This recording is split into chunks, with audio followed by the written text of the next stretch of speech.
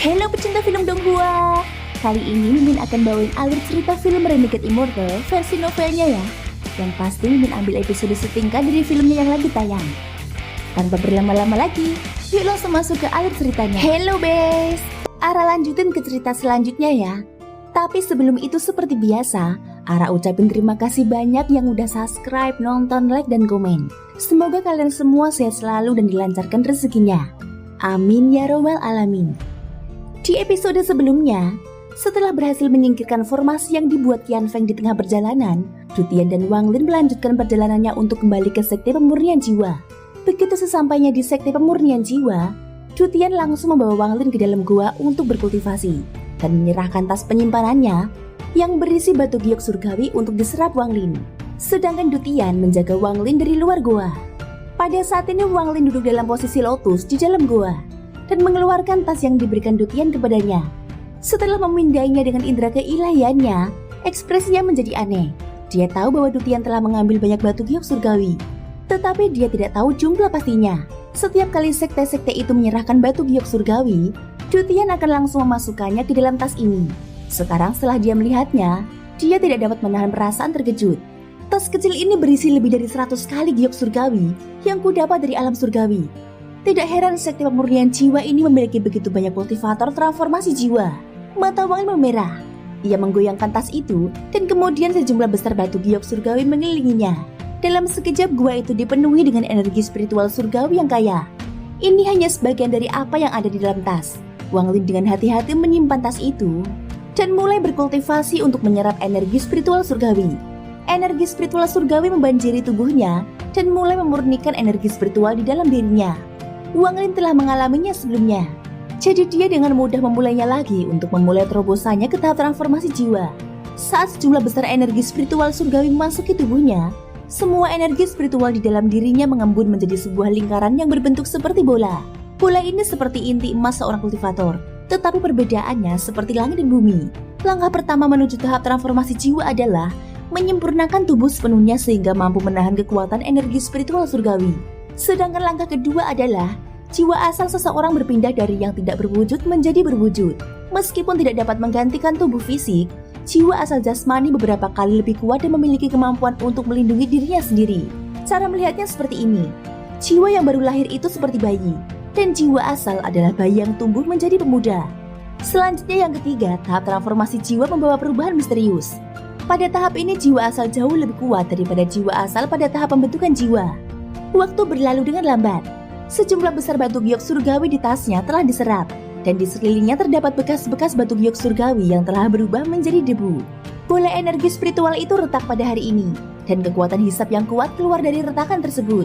Semua energi spiritual surgawi yang diserap Wang Lin tersedot ke dalamnya. Bahkan batu giok surgawi yang baru saja dikeluarkannya pun berubah menjadi debu, karena energi spiritual surgawi di dalamnya terhisap ke dalam celah itu. Pikiran Wang Lin masih jernih. Jadi dia dengan tenang memperhatikan perubahan dalam tubuhnya, seolah-olah dia sedang memperhatikan orang lain. Tak lama kemudian ketika semua energi spiritual surgawi diserap oleh bola energi spiritual, bola itu berubah menjadi emas sepenuhnya. Kemudian dengan suara keras, semua energi spiritual surgawi di tubuh Wang Lin mengalir keluar dan mendorong jiwa asalnya keluar hingga 3 inci darinya. Jiwa asal Wang Lin melayang di atas tubuhnya. Ketika dia melihat ke bawah, dia bisa melihat semua perubahan yang terjadi pada jiwa asalnya. Tubuh Wang Lin berangsur-angsur menjadi transparan, lalu pakaiannya perlahan menghilang. 2 tas penyimpanannya jatuh ke tanah. Energi spiritual surgawi perlahan-lahan membentuk meridian di dalam tubuhnya. Daging di tubuhnya juga mulai berubah saat energi spiritual surgawi mulai merasuki tubuhnya. Sekarang dia tampak seperti makhluk surgawi. Proses perubahan seluruh tubuhnya ini berlangsung dalam waktu yang tidak diketahui. Selama kurun waktu tersebut, jiwa asal Wang Lin melayang di atas tubuhnya. Ia mencoba berkali-kali untuk masuk kembali ke dalam tubuhnya tetapi terhenti di luar. Seolah-olah tubuh itu bukan lagi miliknya dan ia tidak dapat menyatu dengannya lagi. Pada hari ini tubuhnya mulai mengeluarkan aroma harum. Aroma ini sangat memikat. Aroma harum itu melayang keluar dari gua, menyebabkan mata Du Tian berbinar. Matanya menunjukkan kekaguman dan ia berkata, langkah pertama menuju tahap transformasi jiwa. Pemurnian tubuh telah selesai. Sekarang saatnya untuk langkah kedua, pemurnian jiwa asal. Gumam Du Tian, kemudian tangannya membentuk segel. Lalu cahaya hitam segera mengelilingi gua dan mencegah aroma harum menyebar. Aroma yang dihasilkan dari penyelesaian langkah pertama tahap transformasi jiwa menarik binatang buas dan iblis yang kuat yang ingin merasuki tubuh. Namun sekte pemurnian jiwaku menghususkan diri pada jiwa. Jadi tidak apa-apa jika iblis-iblis itu tidak datang. Tetapi jika mereka datang, maka mereka dapat menjadi makanan bagi bendera jiwa 1 miliar jiwa. Aku juga tidak takut pada binatang buas itu. Formasi perlindungan sekte pemurnian jiwa dapat menahan mereka semua di luar, ucap Dutian pada dirinya sendiri. Selama transformasi, jiwa asal dipaksa keluar dari tubuh, dan tubuh menjadi tidak berdaya. Di dalam goa, Wang Lin mengulurkan jiwa asalnya dan mengeluarkan sejumlah besar batu giok surgawi. Kali ini energi spiritual surgawi tidak diserap oleh tubuh tetapi oleh jiwa asalnya. Wang Lin memahami bahwa begitu jiwa asalnya menjadi nyata, ia akan dapat memasuki tubuhnya kembali dan ia akan berhasil mencapai tahap transformasi jiwa. Di luar goa, mata Dutian berbinar. Dia menangkap pecahan-pecahan jiwa jahat yang hendak menyerbu masuk ke dalam goa tempat Wang Lin berkultivasi. Tepat pada saat Dutian berhasil menangkap jiwa jahat tersebut, ledakan keras datang dari formasi perlindungan sekte pemurnian jiwa. Formasi itu bergetar dan kemudian runtuh sepenuhnya. Suara keras itu langsung bergema di seluruh sekte pemurnian jiwa. Bahkan 3 gunung utama bergetar saat sejumlah besar batu jatuh dan retakan muncul di atasnya, membuat para murid di dalamnya ketakutan. Pada saat yang sama di langit, muncul sosok merah yang mengenakan jubah merah. Sosok ini memancarkan aura yang sangat kuat. Sukushi. Ekspresi Dutian sangat jelek. Sukushi mengenakan jubah merah menyala dan rambutnya bergerak tanpa angin. Meskipun dia tampak tua, dia masih memancarkan aura yang sangat menindas. Orang ini berdiri dengan santai di sana saat langit mulai gelap. Semua cahaya berasal dari jubahnya yang menyala-nyala, benar-benar memperlihatkan kekuasaannya atas planet Suzaku. Seseorang tidak dapat merasakan seutas energi spiritual atau bahkan energi spiritual surgawi dalam tubuhnya. Tetapi para kultivator ascendant tahap awal akan dipaksa mundur. Dan bahkan monster tua ascendant tahap pertengahan akan tanpa sadar mundur. Sukushi berkata dengan tenang, "Dulu, negaraku Suzaku membuat perjanjian dengan sekte pemurnian jiwa milikmu. Saat negara Suzaku dalam bahaya, kau harus meminjamkan kami bendera 1 miliar jiwa. Hari ini, lelaki tua ini datang untuk meminjam bendera itu. Dutian, bawalah ke sini." Omong kosong. Dutian mencengkeram bendera 1 miliar jiwa itu erat-erat sambil menatap Sukushi dan berteriak, "Kenapa aku belum pernah mendengar perjanjian ini dari leluhur manapun sebelumnya? Pencuri tua Sukushi, jika kau ingin mencurinya, datang saja dan ambil saja. Tidak perlu melakukan tindakan menjijikkan seperti ini." Sukushi menatap Dutian. Ia menggelengkan kepalanya sedikit kemudian berkata, "Masalah ini diputuskan antara Suzaku generasi pertama dan leluhur pendirimu. Jadi wajar saja jika kamu tidak mengetahuinya. Tetapi aku mengetahuinya dari beberapa catatan lama. Hari ini aku di sini bukan untuk mencuri, tetapi untuk meminjam." Setelah itu, dia mengulurkan tangan. Langit berubah warna dan cahaya merah berkumpul dari segala arah. Cahaya merah membentuk tangan merah raksasa yang menekan ke arah Dutian. Dutian berteriak, "Pencuri tua!" Lalu dia melambaikan bendera jiwa dan tanpa ragu melepaskan semua 1 miliar pecahan jiwa.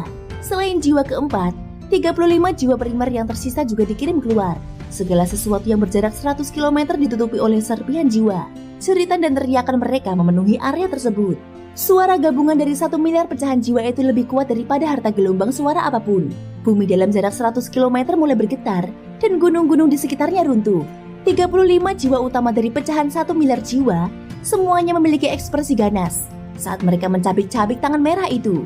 Kemudian mereka mengelilingi Sukushi dan menatapnya dengan kejam. Sukushi melihat sekeliling pecahan 1 miliar jiwa. Pupil matanya sedikit mengecil saat dia berkata dengan tenang, "Dutian, karena kamu tetap keras kepala, orang tua ini harus menghukummu menggantikan leluhurmu. Aku bilang aku hanya ingin meminjam bendera jiwa 1 miliar jiwa. Jadi aku akan meminjamnya. Dan kemudian aku akan mengembalikannya kepadamu." Dutian tertawa mengejek mendengar ini. "Meminjam? Berapa lama kau meminjamnya?" Ekspresi Sukushi serius saat dia berkata, "Pinjamkan saja ke negara Suzaku selama 10.000 tahun. Setelah 10.000 tahun, kami tentu akan mengembalikannya," ucap Sukushi. "Pencuri tua suku, sekte pemurnian jiwaku punya pepatah. Jika benderanya ada di sini, sekte itu masih ada. Jika kau menginginkannya, kau bisa mencoba merebutnya." Mata Dutian menjadi dingin saat tangannya membentuk segel. Kemudian dia menunjuk ke arah Sukushi. 1 miliar pecahan jiwa di sekitarnya segera mulai berkumpul pada 35 jiwa utama. Dan kemudian jiwa-jiwa utama tersebut mulai menyatu satu dengan yang lain. Mata Sukushi berbinar. Dia tidak bisa membiarkan perpaduan ini berlanjut. Dia mengulurkan tangan dan bulu merah muncul di tangannya.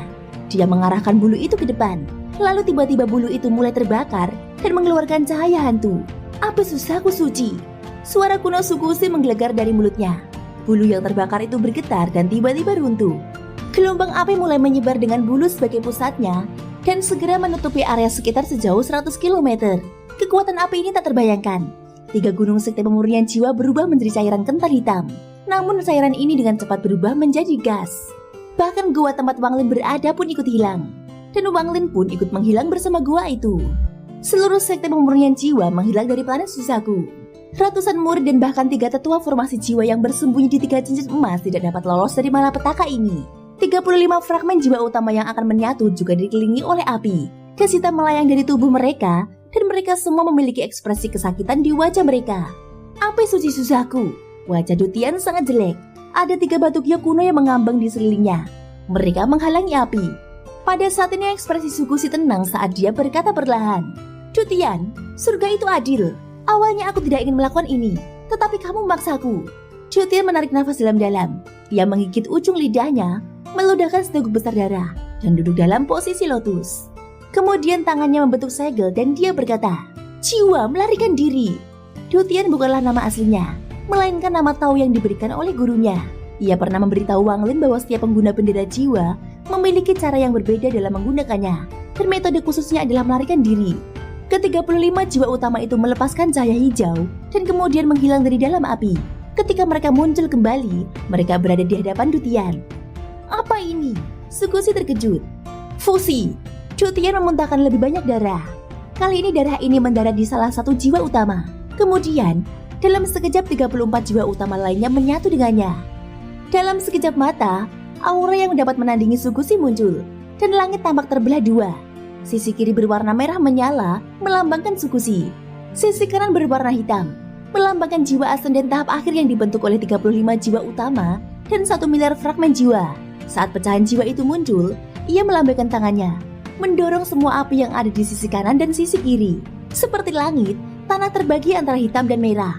Pupil mata Sukushi mengecil. Ekspresinya agak jelek saat dia menatap jiwa itu dan berkata, Tidak buruk. Dengan kekuatan itu bisa dianggap sebagai harta karun teratas planet Susaku. Ucap Sukushi. Wajah Dutian sekarang pucat pasi. Dia hanya punya waktu kurang dari 2 tahun lagi.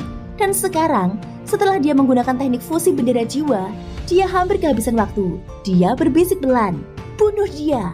Fragmen jiwa ascendant tahap akhir tidak bergerak maju tetapi mengangkat tangannya. Suara gemuruh datang dari segala arah saat awan berkumpul membentuk tubuh berbentuk manusia. Tubuh ini terbuat dari awan dan sekilas tidak ada bedanya dengan manusia biasa. Pecahan jiwa ascendant melangkah maju dan menyatu dengan tubuh yang terbuat dari awan. Orang awan itu membuka mata hantunya dan menatap Sukushi. Membentuk tubuh dari awan memang hanya bisa dilakukan oleh kultivator ascendant tahap akhir. Namun kamu diciptakan dari fusi. Aku ingin melihat seberapa lama kamu bisa bertahan. Ucap Sukushi. Ekspresi wajahnya tampak buruk. Setelah itu dia melambaikan tangannya. Cahaya merah muncul di depannya dan berubah menjadi pedang merah pendek. Saat pedang itu muncul, api di tanah tersedot ke dalam pedang. Pedang ini sangat kuno dan tidak ada yang tahu nama aslinya. Susaku generasi pertama mendapatkannya dan menamainya pedang Susaku. Setelah itu, Sukushi menunjuk pedang itu dengan tangan kanannya. Pedang Susaku itu langsung bersinar merah seolah-olah diisi dengan energi spiritual surgawi. Pedang ini tidak berbeda dengan pedang surgawi. Pedang ini adalah harta surgawi. Mata orang awan itu berbinar dan dia melambaikan tangan kanannya. Seluruh tangan kanannya terbang dan berubah menjadi pedang yang sama dengan pedang Susaku. Selain warnanya, pedang itu tampak persis sama dengan pedang Susaku. Bahkan jumlah energi spiritual surgawi yang sangat besar pun sama. Kemudian dia menunjuk ke arah Sukushi dan pedang kecil berwarna putih pun melesat maju. Pedang merah dan putih itu saling bertabrakan seperti meteor. Setelah serangkaian tabrakan, pedang putih itu jelas tidak sebanding dan terdorong mundur.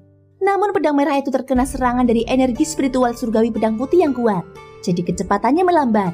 Orang awan itu menatap Sukushi dan tersenyum tipis. Kemudian tubuh awannya runtuh membentuk 8 salinan pedang yang sama persis.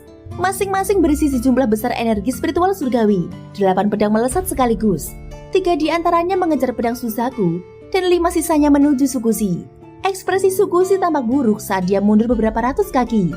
Dia menepuk tasnya untuk mengambil labu. Lalu ia bergumam, "Ambil." Kelima pedang itu dikelilingi oleh kekuatan yang dahsyat dan kemudian dalam sekejap mata terperangkap di dalam labu. Mata Sukushi berbinar. Ia hendak menggunakan labu itu untuk mengumpulkan 3 pedang lainnya. Tetapi tepat pada saat itu, ia mendengar suara berderak dari labu itu. Sedetik kemudian suara yang menggetarkan keluar darinya. Dengan suara keras, labu itu pecah. Kelima pedang itu melesat keluar dan menusuk ke arah Sukushi tanpa ragu-ragu. Pada saat yang sama, pedang-pedang yang melawan pedang Suzaku tampaknya telah menerima perintah. Karena mereka membuang pedang Suzaku dan dengan cepat terbang mendekat. Ekspresi Sukushi berubah drastis dan dia segera mundur. Bukan karena dia tidak sebanding, tetapi jiwa yang dibentuk oleh bendera jiwa itu dipenuhi dengan kematian dan menyerangnya tanpa memperdulikan keselamatannya sendiri. Meskipun dia yakin bisa menang, dia pasti akan terluka. Biasanya itu tidak masalah.